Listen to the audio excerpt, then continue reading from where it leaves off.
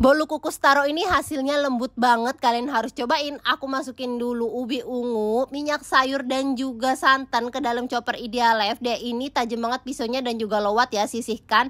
Next kita mixer bahan satu dengan kecepatan tinggi. Aku pakai hand mixer dari Idealife, harganya terjangkau, kekuatannya bagus banget, gak cepet panas ya bun. Kalau udah kental kayak begini kita masukin sisa bahan lainnya. Kasih pewarna makanan ungu juga biar makin cakep. Terus kita mixer yang rata dengan kecepatan rendah aja. Tuang ke dalam loyang yang udah dioles baking paper, ratakan. Lalu aku siapkan kukusan. Aku pakai food steamer by Idealife. Dia ini kapasitasnya gede banget dan juga lowat ya bun. Raknya ini juga transparan, jadi kita bisa lihat adonannya dari luar.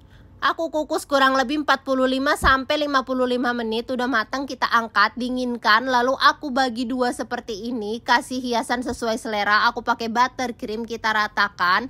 Next aku kasih taburan keju parut. Kalian bebas ya kasih topping apa aja sesuai dengan selera kalian. Satu resep jadi dua loyang seperti ini.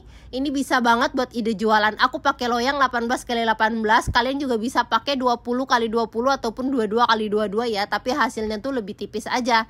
Ini enak banget, bolu kukus ubi ungu. Udah kayak yang dijual di toko-toko kue itu. Liatin kita potong ya. Ini lembut banget dan juga enak, kalian harus cobain. Cocok banget buat temen ngopi ataupun ngeteh. Buat hantaran juga cocok banget karena ini bagus sekali ya hasilnya. All cookware aku beli di Idealife.